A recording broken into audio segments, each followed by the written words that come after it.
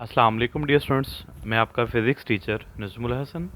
हमने physics MD cat में जो लास्ट टॉपिक पढ़ा था that was displacement time graph. अभी हम जो टॉपिक डिस्कस करने जा रहे हैं that is velocity time graph. Velocity time graph या इवन कोई भी ग्राफ हो बच्चों के लिए वो बड़ी प्रॉब्लम्स क्रिएट करता है ड्यूरिंग एमडी कैट। तो हम लोग जो है इस टॉपिक को इस तरह से पढ़ेंगे कि ये लेक्चर को अच्छी तरह से समझने के बाद आप लोगों को फिज़िक्स में जो वेलोसिटी टाइम ग्राफ या डिस्प्लेसमेंट टाइम ग्राफ है उन ग्राफ्स के रिलेटेड कोई भी क्वेश्चन करने में ज़रा भी प्रॉब्लम फेस नहीं करना पड़ेगा। अब आप जानते हैं कि जब भी हम ग्राफ की बात करते हैं तो ग्राफ की बात करते हुए हम सबसे पहले बात करते हैं slope of the given graph की। तो हम यहाँ पर इस ग्राफ की जब स्लोप कैलकुलेट करेंगे ना बेटा, आप जानते हैं कि स्लोप हमारे पास होती है change in quantity along y axis. Y axis के अलोंग वेलोसिटी गिवन है तो हम वेलोसिटी की बात कर लेते हैं, divided by change in quantity along x axis. आप लोग ये बात जानते हैं कि जो delta v over delta t है ये बेसिकली रिप्रेजेंट करता है एक्सेलरेशन को। So it means slope of velocity time graph gives us the acceleration of the object. तो हम यहाँ पर जो है वो बात करते हैं एक्सेलरेशन की कि ये जो हमारे पास वेलोसिटी टाइम ग्राफ है, वेलोसिटी टाइम ग्राफ की स्लोप हमें जो है वो एक्सेलरेशन बता रही होती है।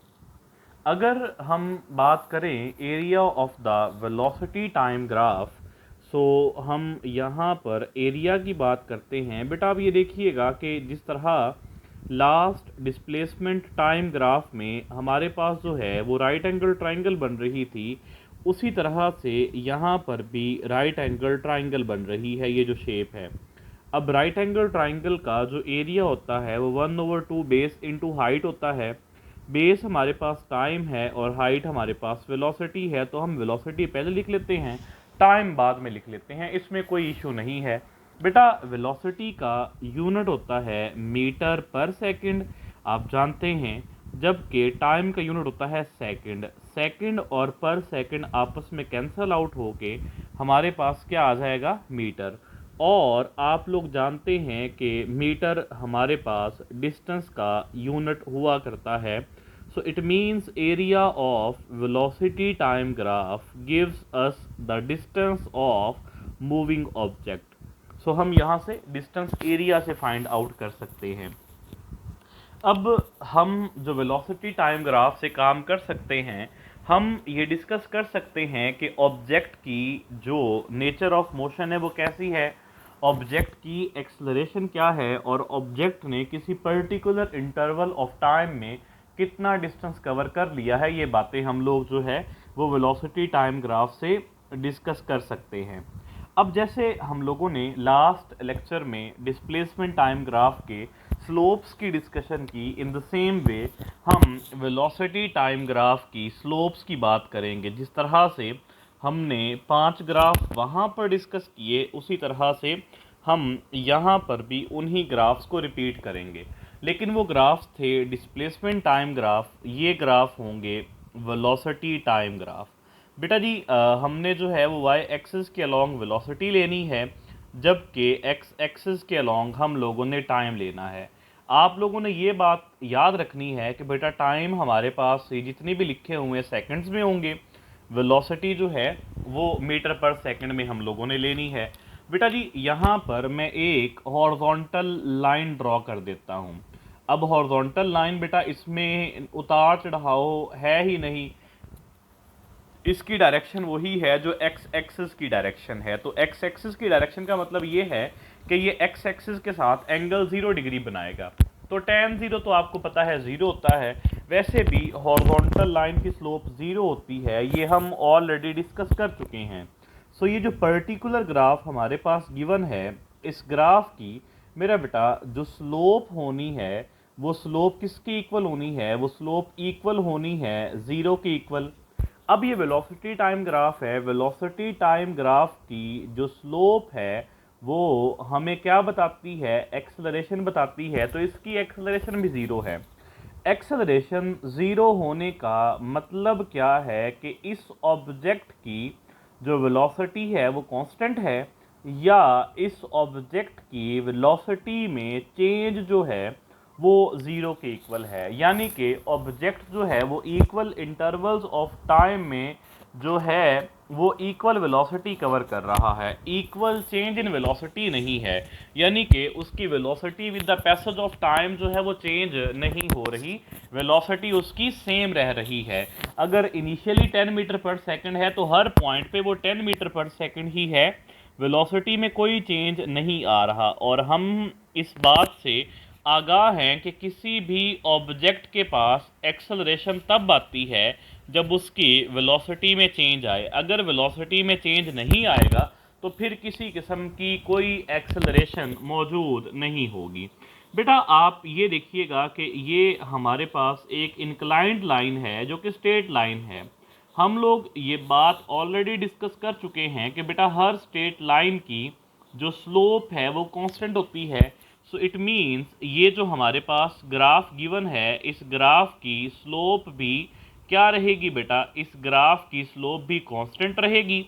स्लोप कांस्टेंट का मतलब ये है कि इस ऑब्जेक्ट की बेटा एक्सेलरेशन भी कैसी है, कांस्टेंट। एक्सेलरेशन कांस्टेंट होने का मतलब यहाँ पर ये है कि इस ऑब्जेक्ट की वेलोसिटी में जो चेंज है वो भी क्या है, कांस्टेंट। अब ये एंगल जो है बेटा ये लेसर देन 90 है। सो लेस देन 90 होने की वजह से इस ग्राफ में हमारे पास जो एक्सेलरेशन होगी बेटा वो क्या होगी, पॉजिटिव होगी।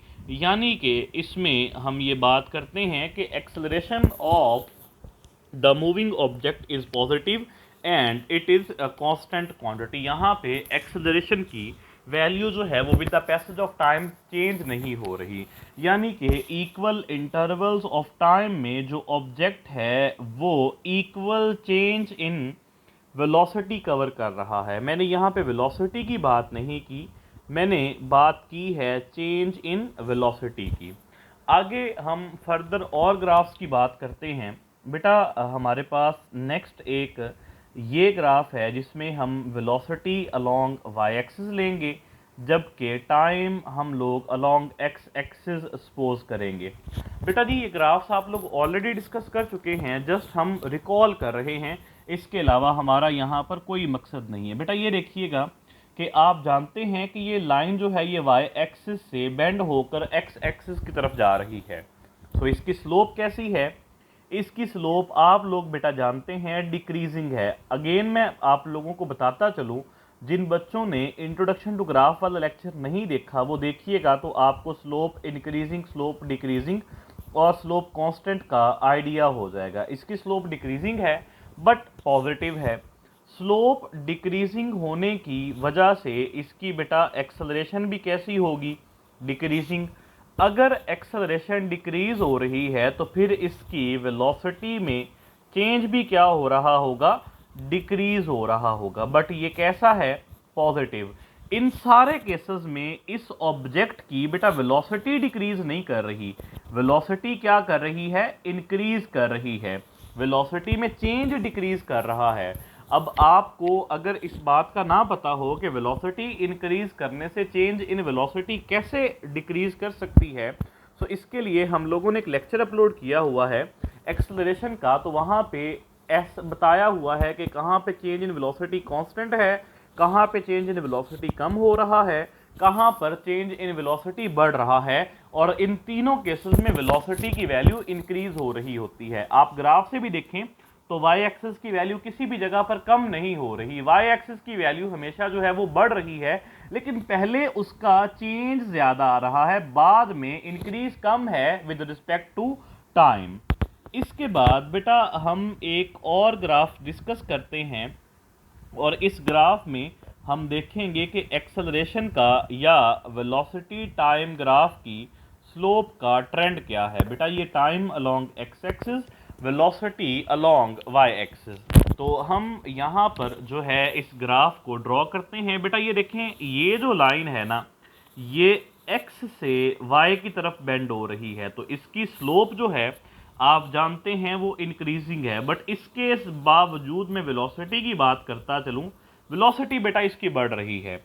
इसकी स्लोप बेटा कैसी है, लाजमी सी बात है इंक्रीजिंग है। ओके, स्लोप इंक्रीजिंग, सो मींस इसकी एक्सेलरेशन भी कैसी बेटा, इंक्रीजिंग, लेकिन ये कैसी है, पॉजिटिव है।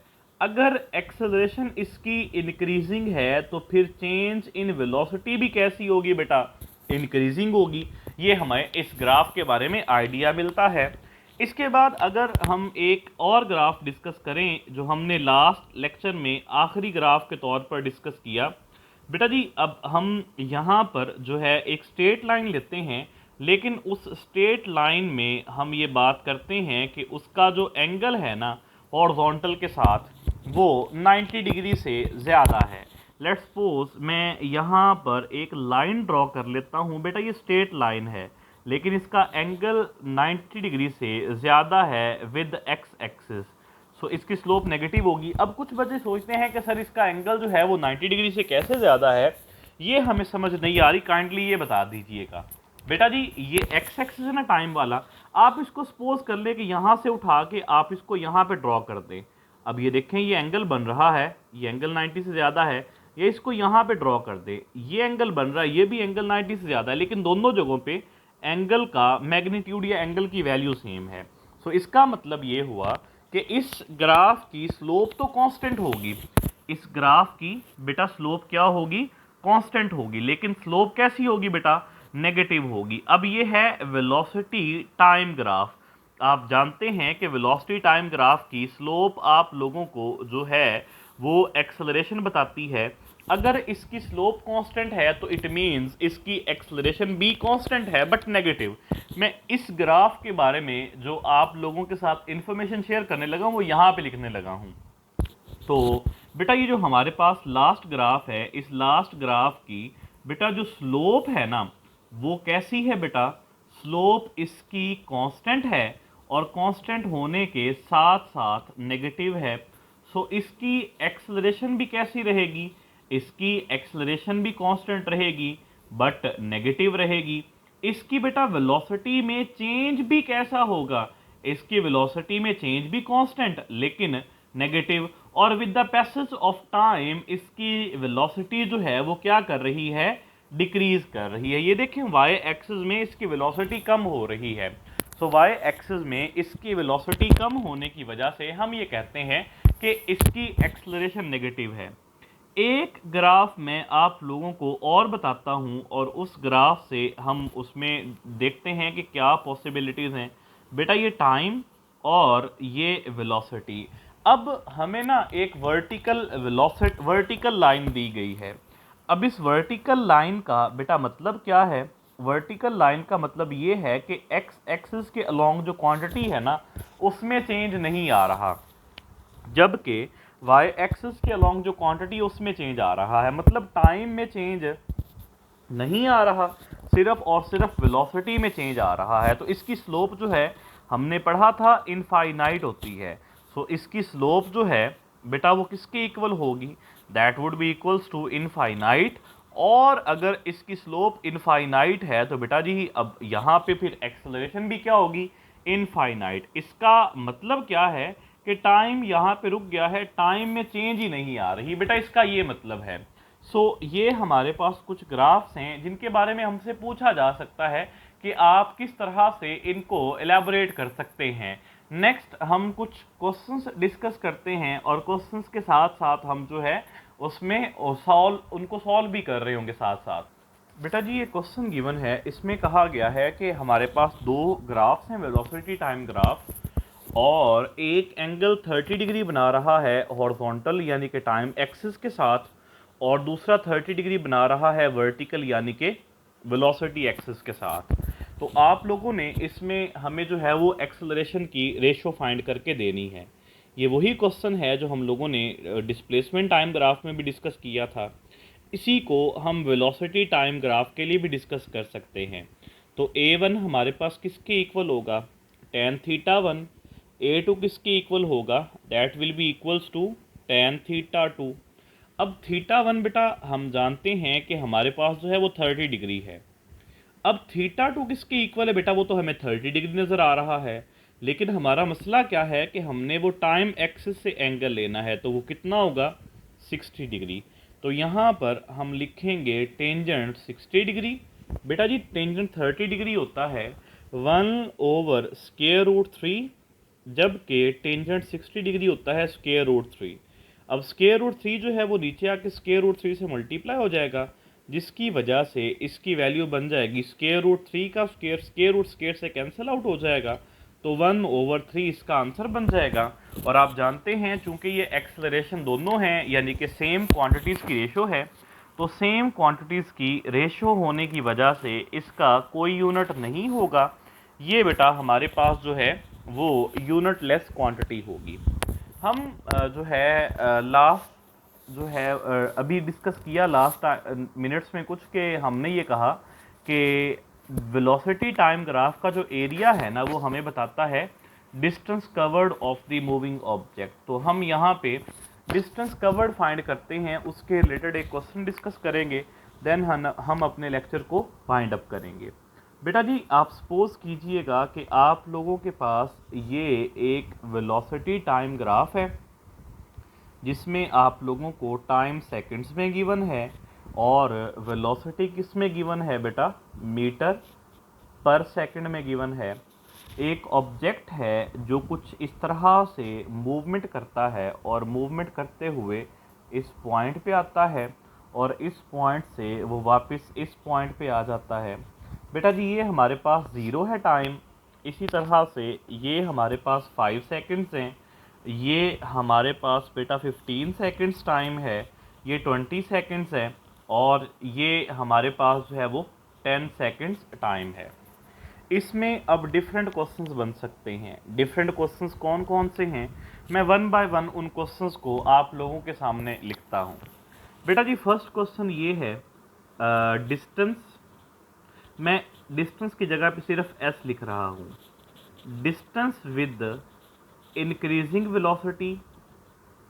और दूसरा क्वेश्चन है डिस्टेंस विद पॉजिटिव एक्सेलरेशन। अब ये दोनों जो हैं ये सेम पोर्शन को शो कर रहे हैं लेकिन क्वेश्चंस डिफरेंट हैं। अब अगर आप O से A देखें तो O से A तक वेलोसिटी इंक्रीज कर रही है, जबकि इसका जो है एक्सेलरेशन पॉजिटिव है, क्योंकि वेलोसिटी इंक्रीज कर रही। तो आप ये देखें ये हमारे पास जो है वो शेप बनेगी। ये तो राइट एंगल ट्राइंगल है और राइट एंगल ट्राइंगल का एरिया जो है वो हाफ बेस इनटू हाइट के इक्वल होता है। So S will be equals to 1/2। बेटा बेस कितनी है, O से ये 5 है और हाइट कितनी है बेटा ये 10 के इक्वल है। 10 5s आर 50, 50 डिवाइडेड बाई 2 25। तो ये बेटा हमारे पास 25 मीटर हो जाएगा।